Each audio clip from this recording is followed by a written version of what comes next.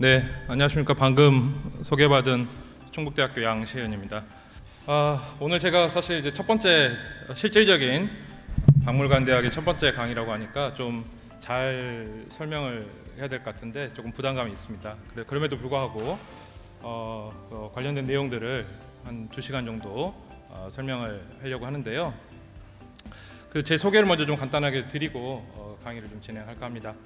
저는 지금 충북대학교에서 학생들 가르치고 있는데요. 고구려가 전공입니다. 그리고 충북대학교 가기 전에는 제가 서울대학교 박물관에서 학예연구사를 10년가량 했습니다. 그래서 그때 지금 오늘 사실 여기 주 전시물인 용마산 2보루부터 해서 아차산 보루군들 발굴 조사를 실제 담당을 했었고요. 그래서 그와 관련해서 아마 그 인연으로 오늘 강연을 좀 부탁받은 것 같습니다. 제가 고구려 보루군이나 또는 고구려 토기나 이런 쪽에 대해서 설명을 드리면 좀 더 좋지 않았을까 싶긴 합니다만 오늘 저한테 맡겨준 주제가 남한의 고구려 고분이어서 조금 잘 설명을 드릴 수 있을지 약간 걱정입니다. 사실 제일 끝에 남한의 고구려 고분에 대해서 말씀을 좀 드리긴 하겠지만 사실 남한의 고구려 고분은 역사적 의미나 고구려 유적이 한반도에 있다고 하는 그런 의미는 있습니다만 한반도에 그러니까 지금 북한이나 중국에 존재하고 있는 고구려 고분에 비하면 사실 그 규모도 좀 작고 어떤 출토 유물이나 이런 데서도 좀 차이가 있습니다. 그렇지만 이 남쪽에 있는 고구려 고분이 가지고 있는 의미는 역사적 의미는 상당합니다. 왜냐하면 고구려가 장수왕 때 475년에 백제에 한성 여기가 지금 한성 백제 박물관입니다만 한성 지역을 점령하고 나서 그 이후에 삼국사의 기록에는 돌아갔다고 되어 있지만 한강 남쪽에 여러 고구려 성 유적들하고 고분 유적들이 분포해 있습니다. 고구려 고분이라고 하는 것은 고구려 사람들에 의해서 어떤 고구려 전통 문화를 계승하는 의미가 좀 강하는데요. 성이라고 하는 것은 여러분 잘 알다시피 전투와 관련이 있습니다만 고분이라고 하는 것은 생활과 죽음에 관련이 있습니다. 그러다 보니까 한강 이남 쪽에 고구려 고분이 존재한다는 것은 고구려 사람들이 영역화해서 그 지역에 살면서 생을 마감했을 때 백제가 아닌 옛날 백제 땅이었음에도 불구하고 백제가 아닌 고구려의 양식으로 무덤을 썼다는 것은 그만큼 고구려의 영역화가 진행되었다라고 하는 점에서 아주 큰 역사적 의미를 가질 수 있겠습니다. 그런데 고구려 성에 비해서 어떤 고각적인 자료나 보여드릴 게 사실 조금 부족한 것도 사실입니다. 그래서 조금 고민을 하다가 오늘 강의는 남한의 고구려 고분만 가지고는 도저히 제가 2시간을 여러분들께 설명드리기도 좀 어렵고 또 남한의 고구려 고분만 가지고 설명을 드리면 고구려 고분 문화의 큰 흐름 속에서 사실 이해하기가 조금 어렵습니다. 그래서 강의를 일단 일반적으로 고분이라고 하는 것이 무엇인지에 대해서 조금 설명을 좀 드리고요. 그러면 원래 고구려 고분이라고 하는 것들은 어떤 특징을 갖고 있는지를 좀 먼저 살펴보고요. 그리고 나서 후반부에 이게 이런 의미에서 남한의 고구려 고분이구나 라고 하는 것을 조금 이해하기 편하도록 구성을 제가 임의적으로 좀 했습니다. 그래서 남한 지역의 고구려 고분을 전적으로 말씀을 좀 드린다기보다는 고구려 고분 문화 속에서 남한의 고구려 고분에 대해서 조금 설명드리는 방식으로 그렇게 진행할 예정이니까 양해 말씀 먼저 좀 드리겠습니다. 아마 여러분 여러 이야기들을 많이 들어보셨을 걸로 생각이 되는데요. 우리가 생각하면 고분이라고 하기도 하고 또는 분묘라고 하기도 하고 또는 무덤이라고 하기도 하고 또는 예를 들면 무슨 총, 황남대총이라든가 장군총 이렇게 총이라고 이름을 붙이기도 하고요. 또는 태왕릉이라고 이름을 붙이기도 합니다. 그러면 그런 고분이라고 하는 게 과연 무엇일까라고 한다면 그 고분이라고 하는 것은 한자 그대로 오래된 무덤을 뜻합니다.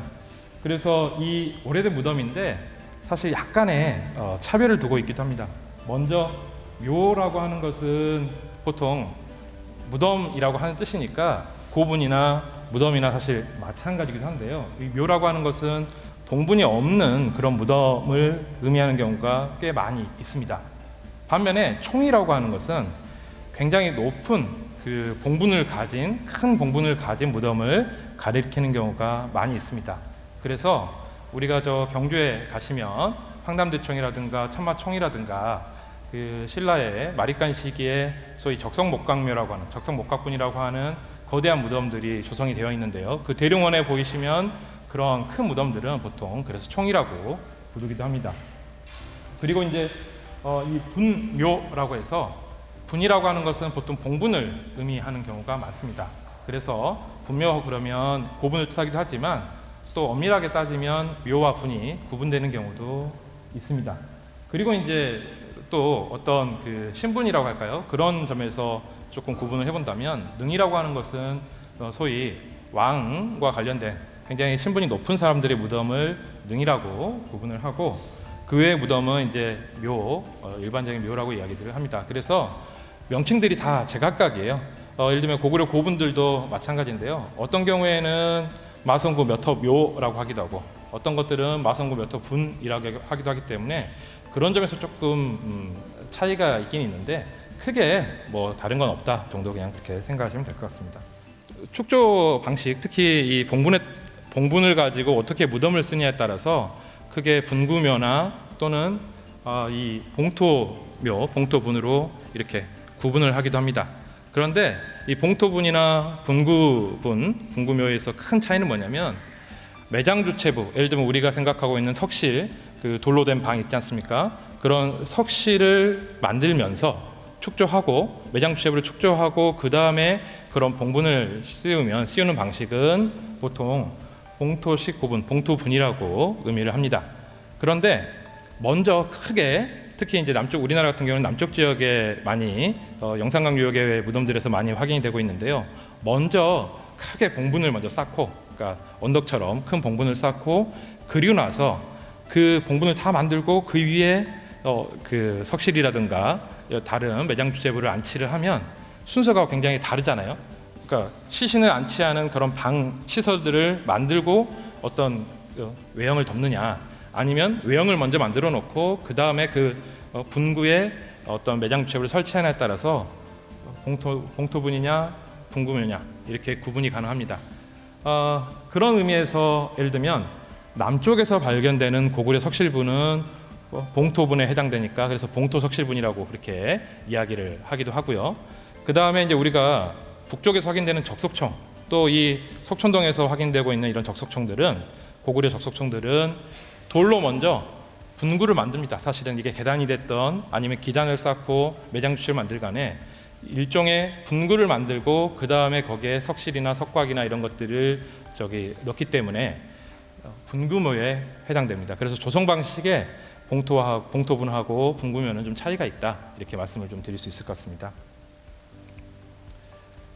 예를 들면 가장 쉽게 살펴볼 수 있을 것 같은데요.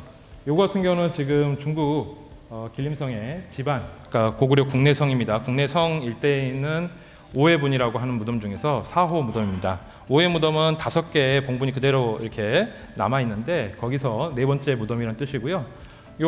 이게 지금 이제 중국에서 보호를 해놓느라고 그 무덤방을 막아서 철문을 달아놓고 이제 자물쇠를 잠궈놨고요. 이 안쪽으로 들어가면 석실이 있고 이렇게 우리가 흔히 생각하는 봉토가 이렇게 덮여 있는. 그래서 이런 방식은 봉토분이라고, 봉토석실묘라고 이야기할 수 있겠습니다. 반면에 나주에 있는 신촌리 구호분 같은 경우에는 보시면 요 바깥쪽에 도랑이 있고 요 도랑을 해서 먼저 큰 봉분을 쌓았습니다. 그리고 나서 요 안쪽에 예를 들면 석실이나 석곽이나 이런 것들을 안치를 해서 그 다음에 뭐 옹관을 넣던가 뭐 여러 가지 다시 또 나무 관이든 여러 가지 시설들을 하는데 이런 경우에는 분구묘라고 말씀을 드릴 수 있을 것 같습니다. 자, 그리고 또 오늘 강의와 관련해서 조금 알아야 되는 장법, 그러니까 우리가 어떻게 매장을 하느냐에 따라서 고고학에서는 크게 3가지 정도로 나누고 있습니다. 첫 번째는 수열식 매장이라고 하는 것과 크게는 수열식 매장과 횡열식 매장으로 나눠집니다. 수열식이라고 하는 것은 말 그대로 우리가 지금 현재 일반적인 무덤을 쓰는 경우가 똑같습니다. 예를 들면 땅을 파고요, 시신이 들어있는 관을 안치하고 그 다음에 덮게 되는, 말하자면 그대로 땅을 파서 시신을 안치하는 그러한 방식을 수열식 매장이라고 합니다. 반면에 횡열식 매장이라고 하는 것은 우리가 예를 들면 아파트를 들어가듯이 그 사후에 돌아가신 분을 위해서 방을 만들어 놓고 그 방에 말하자면 관을 집어넣는 것입니다. 문을 열고 들어가는 것인데요. 그런 거는 땅을 직접 파고 이 관을 아래로 집어넣는 것이 아니라 말하자면 방을 만들어 놓고 거기에 관을 밀어넣는 방식으로 하는 방식이기 때문에 굉장히 차이가 큽니다. 그런데 이 수혈식과 횡혈식의 가장 큰 차이가 또 있습니다. 이런 매장 방식도 중요한데요. 수혈식은 기본적으로 그 사람 혼자만을 위한 매장 방식입니다. 예를 들면 남편이 먼저 죽고 부인이 그 다음에 죽었을 때 남편을 매장하고 나서 부인을 그 옆에 안치하려면 바로 그 옆에 땅을 다시 파서 부인의 관을 묻습니다. 그거를 말하자면 기존에 그 매장됐던 거를 확장해서 넓힐 수도 있겠지만 여하튼 기본적으로 따로따로 묻는 방식입니다. 그런데 석실이라고 하는 것은 그 앞부분만 살짝 그 봉토분의 일부를 살짝 제거하고 돌방 문을 그냥 열면 되기 때문에 그곳으로 관이 들어갑니다. 그래서 그런 석실 같은 경우에는 기본적으로 시신을 놓는 관대가 2개, 3개 아니면 방이 여러 개 있는 경우들이 있습니다. 그거는 먼저 예를 들면 먼저 돌아가신 분을 놓고 매장을 한 다음에 다시 추가장을 염두에 두고 만드는 방식이기 때문에 예전에는 이 수혈식 매장이 기본적으로 먼저 등장을 했다가 나중에 횡혈식 매장으로 그런 추가장이 가능한 매장으로 변화됩니다. 고구려 적석총 조금 이따가 잠깐 제가 말씀을 드릴 텐데요. 초창기 고구려 적석총은 그런 방식 수혈식 매장을 사용합니다. 그래서 1인을 위한 무덤이었고요. 그 다음에 이후에 등장하는 이 남쪽에 있는 고구려 고분처럼 석실부는 이제 추가장이 가능하도록 되어 있는 매장 방식이어서 굉장히 큰 차이가 있습니다. 물론 우리가 알고 있는 태양릉이라든가 장군총이라든가 하는 무덤들은 적석총이지만 석실을 사용합니다. 그래서 마찬가지로 그것도 추가장을 염두에 둔 무덤인데요. 기본적으로 무덤 외형에 봉분이 있느냐 없느냐의 그런 문제가 아니고 그런 매장 주체부 형식을 어떻게 갖추었느냐에 따라서 이렇게 수혈식과 횡혈식으로 구분이 가능합니다. 자, 여기 간단하게 축조 방식이 그림이 이렇게 설명이 되어 있는데요. 우리가 생각하는 수혈식은 이렇게 이 같은 경우는 곽을 만들고 거기에 이제 시신을 안치하고 매장을 했습니다만 여하튼 동시성 순장을 하든 상관없이 한 번에 매장이 이루어지는 방식이고요. 이거에 추가장을 하려면 다시 다 파내야 됩니다. 그러니까 사실은 이미 나중에 목곽이나 이런 것들이 다 썩었기 때문에 사실 추가장이 어려운 구조고요. 그 다음에 횡혈식이라는 것은 이게 지상에 있던 지하가 있던 요 부분만 파내면 여기에 이제 연도 들어가는 말하자면 복도가 있고 여기에 이제 폐쇄석이나 또는 개방이 되어 있는데 요 폐쇄석을 문을 열고 들어가면 시신을 안치할 수 있도록 방에 시신을 안치하도록 되어 있습니다. 그래서 언제든지 요 문만 개방하면 추가적으로 시신을 안치할 수 있게 돼 있어서 이 수혈식과 횡혈식은 굉장히 큰 차이가 있습니다. 그저 이제 중간에 어중간한 게 횡구식입니다. 횡구식은 약간 헷갈리실 수도 있는데요. 이 횡혈식처럼 복도하고 문이 없습니다. 그냥 똑같이 수혈식처럼 되어 있는데 이런 큰 봉토를 갖춰져 있는 구조에 요 담벽 하나를 다 뜯고 추가장이 가능하게끔 그렇게 만들어져 있습니다. 그래서 우리가 흔히 수혈식 매장들은 대부분 그냥 지하에 이렇게 매장을 하고 봉분을 덮는 그런 방식이라면 이런 횡구식 같은 경우에는 우리가 흔히 높은 봉토가 있는 그런 마치 이런 횡혈식처럼 생겨 있는 그런 무덤에 일부 이렇게 석곽처럼 생겨 있는 석실 비슷하게 것들을 짜고 이렇게 한 벽을 뜯어서 이 추가장이 가능하도록 만든 구조여서 조금 그런 매장 방식이나 이런 부분에 차이가 있습니다. 네, 백제 무덤에서도 횡구식과 횡혈식이 등장을 하는데요. 위에 이제 그 뚜껑돌들이 없어서 조금 헷갈리실 수 있습니다만 거의 비슷하게 생겼지만 여기는 보시면 이렇게 꺾여서 요 부분이 이렇게 꺾여 있죠. 거의 기역자처럼 약간 생겨 있는데요. 요 부분이 이제 시신을 안치하는 곳이고 요 부분이 통로의 역할을 합니다. 그래서 여기가 이제 이 통로를 들어가서 요 중간에 요 문을 열고 들어가면 매장을 할 수 있는 그런 횡혈식이고요. 겉에서 보면 횡구식도 똑같이 생겼습니다. 그런데 이런 그 연도라고 하는 무덤길이 없어서 여기는 그냥 이렇게 담벽으로 마감되어 있는데요. 이런 부분에는 그냥 횡구식이라고 그렇게 표현을 하고 있습니다. 약간의 구조적인 차이가 있습니다. 그 축조 재료나 그런 이름에 따라서 굉장히 다양한 사실은 고분의 구조나 명칭들이 있습니다. 뭐 요거를 다 설명드리려고 하는 건 아니고요. 우리가 의외로 고고학적으로 접근을 할 때는 그 예를 들면 봉분을 어떻게 쌓느냐 또는 시신을 안치하는 그런 매장 시설을 어떻게 만드느냐 또 그 재료가 뭐냐에 따라서 굉장히 그 이름이 다양합니다.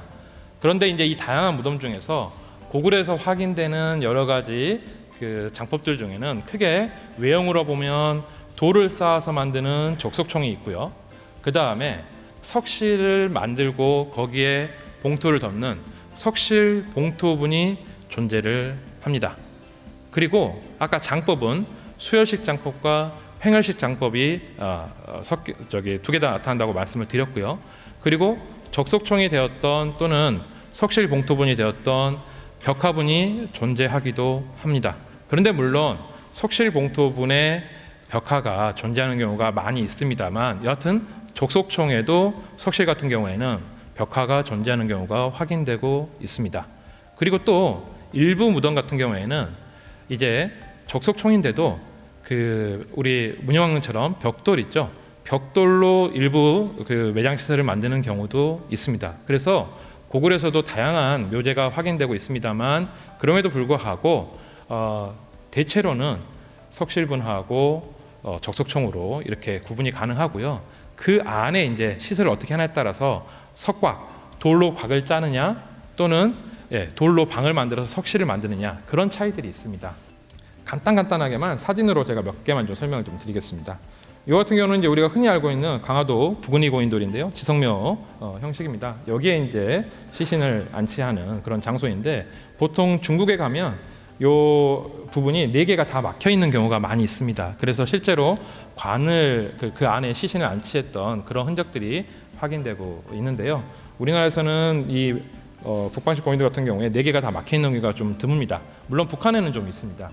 그리고 그 옹관을 이용해서 무덤을 만드는 경우도 특히 이제 뭐 청동 시대 부여 성공리라고 하는 대표적인 마을 유적에서도 확인되는 것들이 있는데요. 이런 것들이 이제 토기를 써서 관을 만들었다고 해서 옹관묘라고 하고요. 보통 석관묘는 이렇게 판석재로 관을 짜서 말하자면 시신을 안치했기 때문에 이런 방식은 수열식 방식인데 석관을 썼기 때문에 석관묘라고 그렇게 명칭을 붙이기도 합니다. 또 목관묘는 우리가 흔히 생각하는 말하자면 토강을 파고 거기에 관을 안치하는 무덤 방식이 목관묘입니다. 그리고 목곽은 관이 따로 있고요. 그리고 물론 그 관이 나무를 제대로 짠 관일 수도 있고요. 아니면 사람을 그냥 널판에 이렇게 시신을 안치하는 경우도 있습니다만 어쨌든 그런 관 비슷한 시설이 있고요. 그 바깥쪽에 다시 나무 틀을 만들어서 그거를 유지하고 있는 형태를 곽이라고 합니다. 그래서 목곽 그러면 목곽이라고 하는 것은 관의 바깥쪽에 또 다른 시설을 만들어서 마치 지금 보이는 것처럼 여기 같은 경우에는 곽이 짜져 있고 다시 그 안쪽에 널판지가 이렇게 있어서 관이 따로 만들어져 있는데 요것도 마찬가지죠. 곽이 있고 관이 있는 방식을 목관, 목곽. 그래서 전체적으로 목곽이기 때문에 목곽묘라고 하는 표현을 씁니다. 고구려 무덤에서도 수열식의 석곽이 나타나는데 그 석곽 안에 목관이 있었느냐, 목곽이 있었느냐 여러 가지 이야기들이 있습니다만 여하튼 구체적으로 그런 내용들이 나오는 것은 이렇게 크게 관, 곽 이런 구조 때문에 그런 이야기가 나온다라고 생각하시면 될 것 같습니다. 자, 이거는 좀 특이한 형태인데요. 그 목실을 갖추기도 합니다. 이따가 제가 나중에 보여드릴 그 고구려 적석총 대형 적석총 같은 경우에는 그 규모가 어마어마한데요. 이게 사실은 무덤을 만드는 것 자체가 굉장히 큰 그러니까 발달된 토목 기술들이 같이 접목되는 경우가 많이 있습니다. 큰 무덤을 만들수록 그 당시에 가장 발달된 특히 왕릉 같은 경우에는 그러는데요. 그런 토목 기술들이 필요한데 이제 시기가 조금 지나서 낙랑 같은 경우에도 우리가 보통 기틀묘라고 이야기를 하는데 이렇게 큰 목실처럼 또는 이게 목곽의 확장이라고 보기도 하는데요. 말하자면 우리 좀 전에 말씀드렸던 그런 횡열식 방식대로 앞 방이 따로 있고 그리고 들어가서 또 실제로 관을 놓는 관들이 따로 있는 그런 구조로 되어 있는 것들도 이렇게 등장하는 경우가 있습니다. 그리고 이제 이런 방식들은 벽돌로 만들었기 때문에 전실묘 또는 전축분이라고 그렇게 이야기를 합니다. 그래서 좀 전에 제가 설명드렸다시피 고구려의 적석총에도 이런 일부 벽돌 구조를 같이 갖춰가는 것들도 있고요. 그 다음에 우리 흔히 아까 말씀드렸던 그 총이라고 불리는 대표적인 경주의 황남대총이라는 천마총 이런 것들은 지금 이렇게 높은 봉분 때문에 총이라고 붙였지만 그 안의 구조는 물론 흙이 덮여 있어서 봉토도 있긴 있는데 더 중요한 것은 목곽을 만들고 그 다음에 돌로 쌓아서 적석을 하고 그 다음에 흙을 덮었기 때문에 이것을 보통 적석목각묘, 적석목각분 이렇게 이름을 붙이기도 합니다. 그래서 외형의 여러 가지 특징하고 상관없이 소위 매장 주체부를 어떻게 만드느냐에 따라서 이름들이 각각 달라지는데 그런 것들은 조금 고분에 대한 설명들을 보실 때 조금 유의할 사항입니다. 그래서 제가 부연 설명들을 조금 먼저 고분과 관련돼서 몇 가지 사항에 대한 이야기를 좀 드렸습니다. 요거는 이제 그 가야의 대표적인 석곽, 석실인데요. 말하자면 지금 보시는 요거나 사실 비슷합니다.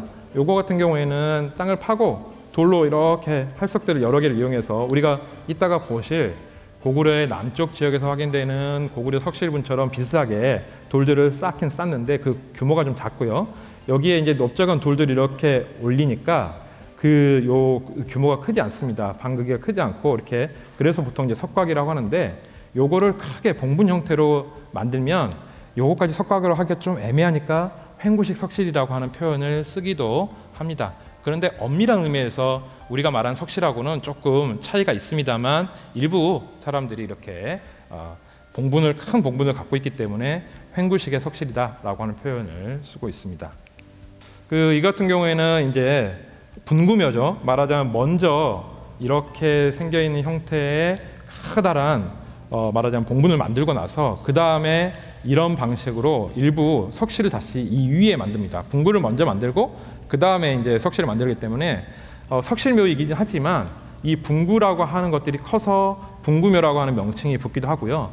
또는 이 같은 경우는 형태가 워낙 특이하잖아요. 열쇠 구멍처럼 되어 있어서 일본의 이제 그 특징적인 묘제인 전방후원분이라고 하는 그런 묘제가 있어서 그 형태를 닮았다고 해서 전방후원분이라고 하기도 하고 장고분이라고 하는 그런 표현을 쓰기도 합니다. 그렇지만 여하튼 이렇게 석실도 있고 또는 분구이기도 하고 또는 이렇게 전방후원 형태의 무덤이라고 하는 그런 명칭들이 다양하게 하나의 고분에서도 확인이 된다라고 하는 것을 말씀드릴 수 있을 것 같습니다.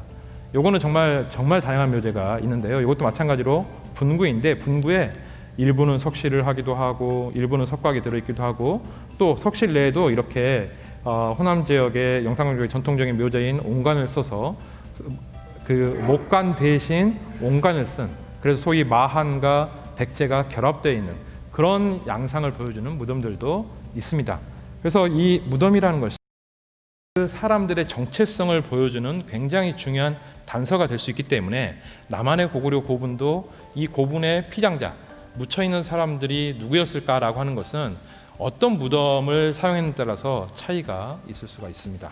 자, 요거는 아주 대표적인 고구려의 적석총 중에 하나인 가장 잘 만들어진 형식의 장군총의 모습입니다. 보시면 이제 이거는 다시 나중에 설명을 드릴 거니까 그냥 간단하게만 이렇게 계단으로 쌓아서 계단식 적석총이고요. 돌을 쌓았으니까 적석총이라는 표현이 쓰여 있고 형태에 따라서 계단 형태니까 계단식 적석총이고 요 지금 사람이 앉아 있는데요. 여기가 석실 입구입니다. 석실을 딱 들어가면 이렇게 관대가 두 개 놓여 있고 돌방이 있는데 그렇기 때문에 그 매장 주접의 구조는 석실묘입니다. 그런 부분에서 분구에 말하자면 계단식 돌을 쌓은 적석총에 석실이 들어있는 그런 형태의 무덤이다라고 말씀드릴 수 있을 것 같고요.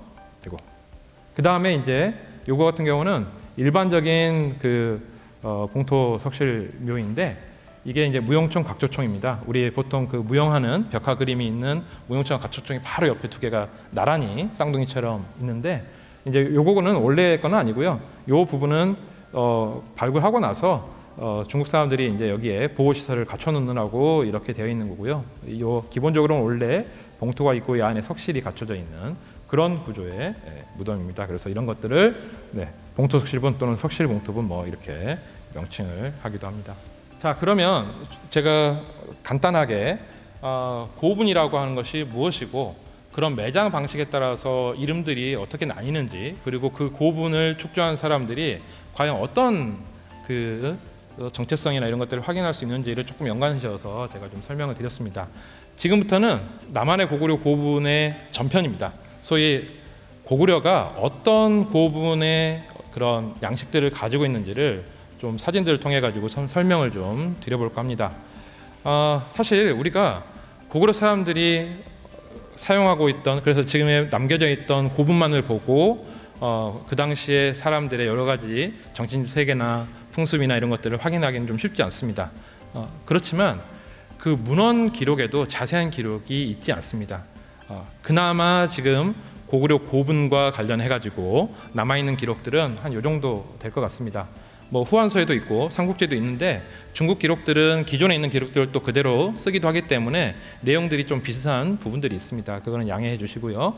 그런 의미에서 이제 삼국지에 위서동의전이라고 하는 곳에서 보통 또 위지동의전이라고 말하기도 하는데 우리 사만에 대한 기록이라든가 고구려 또 부여 뭐 등등 여러 가지 그 당시 3세기 때의 어떤 모습들을 굉장히 잘 보여주는 중국 사서입니다.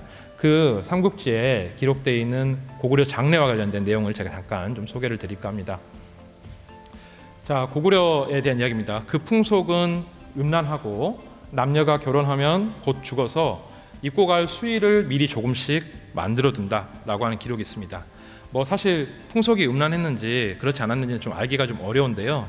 이게 부여 소술하고 고구려 소술은 좀 차이가 있습니다. 부여는 한나라 한왕, 뭐 중국하고 서로 이렇게 잘 살았어요.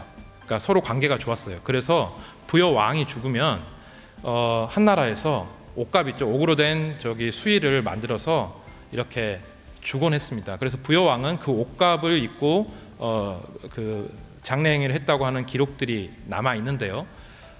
부여하고 말하자면 한나라 또는 그 중원 세력들하고는 사이가 계속 좋았기 때문에 조금 그 사람들 기질에 대한 이야기를 할 때도 좀 좋게 표현되어 있습니다. 반면에 한나라와 고구려는 계속 싸워댔습니다. 그리고 그 이후에 다른 중원 세력도 마찬가지인데, 그러다 보니까 아마 그런 의미에서 조금 뭐 그 사람들 성질이 더럽다 이런 기록들이 나오는데 아마 그런 의미에서 좀 그런지 않나 싶긴 한데요. 여하튼 풍속에 대해서는 더 자세한 내용이 없기 때문에 알 수가 없습니다. 여하튼 그냥 풍속은 음란하다라고 기록이 되어 있고, 그런데 이제 재밌는 것은 남녀가 그러니까 결혼을 하면 바로 수의를 준비한다고 되어 있습니다. 사실은 이 기록 때문에 고구려 왕릉의 비정이라든가 이런 문제들이 굉장히 많이 조금 결부되어 있는데요. 요 기록 하나 가지고 중국 사람들은 고구려 왕릉도 고구려 사람들이 결혼하자마자 수의를 준비한다 그러니까 무덤도 왕이 자기가 왕이 즉위하면 그때부터 무덤을 만드는 것이다라고 그런 인식이 틀어박혀 있습니다. 그게 뭐하고 관련됐냐면 우리가 흔히 알고 있는 태왕릉은 그 누구의 무덤인가? 광개토왕의 무덤인가? 또는 고국 양왕의 무덤인가? 또는 아까 보여드렸던 장군총의 주인공은 누구냐? 장수왕이냐? 또는 광개토왕이냐? 논란이 있는 게 바로 그 부분입니다. 왜냐하면 문영왕릉처럼 누구의 무덤이다라고 딱 기록이 돼 있으면 얼마나 좋겠습니까? 그럼 이건 누구의 무덤이라고 바로 알 텐데 고구려 무덤들은 대부분 그렇지 않습니다. 누구의 무덤인가 기록되어 있는 건 거의 없는데요. 특히 왕릉은 없습니다. 그런데 여하튼 중국에서는 우리가 보통 장수왕은요 평양으로 천도해서 죽었습니다. 정말 백수를 다 하고 돌아가셨는데 그 장수왕은 평양에서 죽었고 또 평양으로 천도한 사람이기 때문에 아마도 평양에 묻혔을 가능성이 굉장히 큽니다. 그런데 중국에서는 그 장수왕릉을 좀 전에 보여드렸던 장군총이라고 말을 합니다. 왜냐?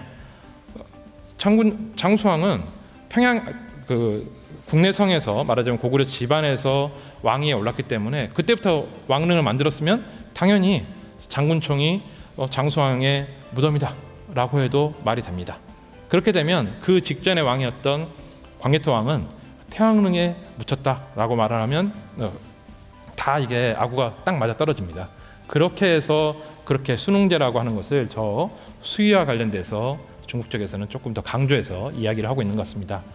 그리고 고구려는 장래를 성대하게 지내니 금, 은의 재물을 모두 장래에 소비하며 돌을 쌓아서 봉분을 만들고 소나무, 잣나무를 그 주위에 심는다라고 되어 있습니다. 여기서 알 수 있는 거, 장래할 때 굉장히 후하게 금은보화를 갖다 붓는다라고 하는 걸 알 수 있는데, 그런데 제가 조금 이따 보여드릴 남한의 고구려 고분군에서는 그런 멋진 모습들을 기대할 수가 없습니다. 또 다른 북한이나 중국에 있는 고구려 무덤에서도 특히 적석총, 석실 적석총 같은 경우에는 그런 화려한 우리가 예상하고 있는 그런 소위 신라의 그런 황금 문화처럼 그런 것들이 잘 드러나지 않는데요. 아마도 그 이유는, 자, 고구려가 멸망한 다음에 발해가 있었습니다만 그 이후에 고구려 땅이 아니었습니다. 그리고 보시죠. 아까 석실에 이렇게 계단 적석이 멋지게 딱 있습니다. 그러면 참 무덤인지 다 알아요. 그리고 방이 어딘지도 바로 보여요. 그러니까 가서 물건 가져오면 끝이에요. 그러다 보니까 이 무덤의 유물들이 원래는 좀 적당히 그 사람의 신분에 맞게끔 있었을 가능성이 큰데, 이게 다 도굴로 인해서 아마 그런 모습들이 잘 보이지 않는 거 아닌가라는 생각을 좀 하고 있고요. 그 다음에 남쪽에 나타나는 고구려 고분도 대부분 다 도굴된 것들이 많습니다. 또는 훼손됐거나 뭐 그래서 유물들이 많지 않은데, 여하튼 원래 고구려 장례 문화는 후하게 장례를 지냈다라고 하는 기록이 있습니다. 그리고 아까 삼국지는 제가 3세기대 기록이라고 말씀드렸잖아요. 그러다 보니까 그때는 적석총이 고구려의 전통 묘제입니다. 아직은 봉토분, 석실분이 등장하지 않을 때이기 때문에 돌로 만든 무덤이 고구려의 전통 묘제였고, 그게 바로 저기에 돌을 쌓아서 봉분을 만든다라고 하는 기록과 일치하는 것을 알 수가 있겠습니다. 자, 이제 그 비슷한 시기인데요. 삼국사기 고구려 본기에 봉상왕과 관련된 이런 기록이 있습니다. 가을 8월에 모용선비가 침략을 해왔습니다. 모용선비는 이후에 이제 우리가 흔히 사면이라고 하는 전현, 후현, 북연이라고 하는 그 연나라를 세운 선비족인데요. 그 모용애가 침략해 왔는데 고국원, 아마 국내성의 뜰이겠죠. 고국원에 이르러 서천왕의 무덤을 보고 사람을 시켜서 파괴했다.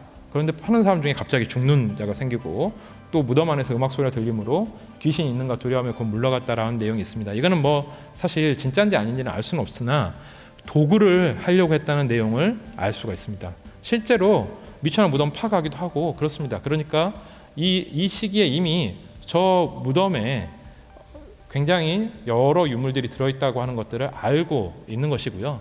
또 무덤이라고 하는 부분들은 여하튼 귀신과 관련되어 있는 부분이기 때문에 그때도 여전히 그런 부분을 두려워하긴 했다라고 하는 것을 알 수가 있습니다. 그리고 수서, 고려 전이 뭐 고구려 이야기입니다만, 사람이 죽으면 옥내에서 3년 동안 빈을 했다가 이제 길을 택해서 장사를 지냈다는 기록이 있습니다. 광개탕 비도 그 비문에도 마찬가지인데요.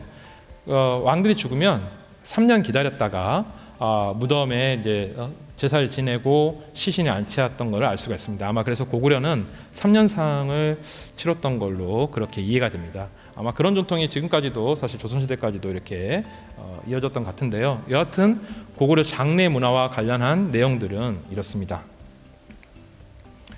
자, 그 고구려에 여러분 잘 알다시피 2004년에 세계문화유산으로 지정이 되었습니다. 그 중에서 중국의 고구려 유적, 북한의 고구려 유적이 함께 등재되었습니다만, 중국은 고구려 도성, 왕릉 그리고 귀족 무덤이 세계문화유산에 등재되어 있고, 북한은 벽화분을 포함해서 고구려 고분군이라고 하는 명칭으로 세계문화유산에 등재가 되어 있습니다. 그래서 우리가 흔히 알고 있는 태왕릉이나 광개토왕릉비, 장군총, 뭐 아까 잠깐 보여드렸던 오해분, 뭐 각조총, 무용총 이런 것들이 다 세계문화유산으로 현재 지정되어 있고요. 북한은 안악 3호분이나 덕흥리 고분이나 뭐 진파리 고분군, 강서대묘, 쌍용총 등등 대표적인 여러분들 아마 이름 들어보신 고분들은 다 세계문화유산으로 지정이 되어 있습니다. 전 세계 세계문화유산 중에 가장 가기 힘든 곳이 북한의 세계문화유산입니다. 사실 원래는 세계문화유산은 전 인류를 이렇게 자유로운 접근이 가능해야 되는데, 혹시 무리해서 갈 수는 있겠습니다만 돌아올 수 없는 경우들이 있기 때문에 조금 위험한 부분입니다. 사실 저도 가보고 싶은데 아직은 너무 위험해서 가볼 수가 없는 상황입니다. 자, 기본적으로 고구려는 졸본이라고 하는 지금 현재 중국 영령성 환인 지역입니다. 여기에 처음에 나라를 세웠고요. 그리고 나서 압록강 바로 북쪽에 국내성 현재 고구려 길림성의 지반입니다. 이쪽으로 도성을 옮겼다가 그리고 나서 평양으로 천도를 하게 됩니다. 그 세 곳에 도성이 있었고 그 지역을 중심으로 해서 고구려의 여러 유적들이 분포를 하고 있는데 고분도 마찬가지입니다. 그리고 특히 광개토양 이후에 장수왕 때까지 해서 그 영토를 굉장히 많이 넓혔는데요. 보시면 요동 전체에서부터 길림 지역 약 북쪽 지역까지 두만강의 훈춘 일대까지 남쪽으로는 현재 대전의 월평동까지 오늘 월평동 유물도 지금 전시되어 있습니다만 여하튼 대전까지가 고구려가 영역으로 삼았던 그런 지역입니다. 그 범위 내에서 고구려의 고분군들이 시기별로 다양하게 분포를 하고 있는 것입니다. 그리고 이제 오늘 남한의 고구려 유적하고 고구려 고분에 관련돼서 말씀드릴 때는 특히 두 가지 사건이 있는데요. 첫 번째는 400년에 신라가 광개토한테 도움을 달라고 해서 오만에 군사를 내보내서 신라를 도와준 그 기록이 있습니다. 그 부분에서 분명히 남쪽으로 내려갔다는 것을 알 수가 있고요. 물론 아신왕하고 투석투석거리면서 아리수를 건너가지고 항복을 받은 일도 있습니다. 다 그 무렵이고요. 그리고 나서 장수왕 때 확실하게 공격을 한 것은 장수왕 때입니다. 광개토 때는 그냥 아리수를 건넜다고만 되고 항복을 받아서 돌아갔는데 장수왕은 백제 왕을 죽여버렸잖아요. 그게 이제 가장 큰 차이고 475년에 백제 한성을 점령했습니다. 이 몽촌토성에도 그 시기에 물질 문화들이 남아 있는데 전시에서 확인하실 수가 있습니다.